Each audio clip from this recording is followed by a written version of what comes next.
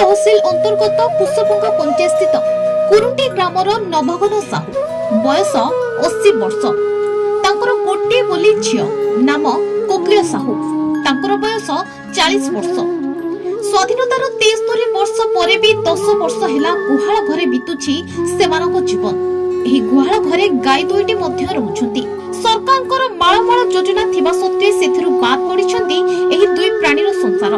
तेनु बाध्य होई से गुहाळ घरे जीवन बिताइबाकू पडुछि सेमानकू। कोन नवघन साहू तमर कोन असुविधा है जी? घर लगी असुविधा। मौसा तुमर बयस केते? बयस 80 वर्ष बना। तुमको भत्ता मिलुची? हाँ घर कोन असुविधा होची?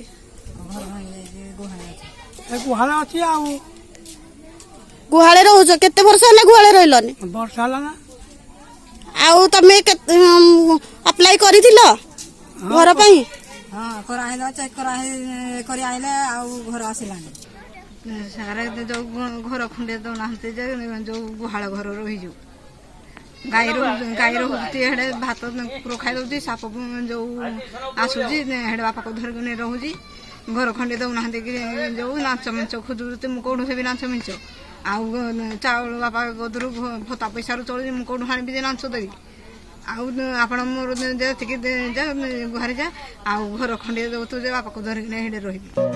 तेबे 10 वर्ष पर भी प्रशासन आखि बंद होई रहिछि कोन पाई? कुआडे जाउछि सरकारकर बिजु पक्का घर आ प्रधानमंत्री आवास योजना?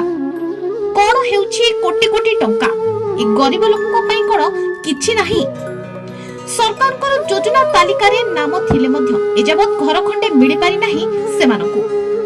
तेणु से प्रशासन वीडियो और कुसुमंगा ग्राम पंचायत सरपंच को घर खंडे कोहबर कंठरे अनुरोध करिसेंती।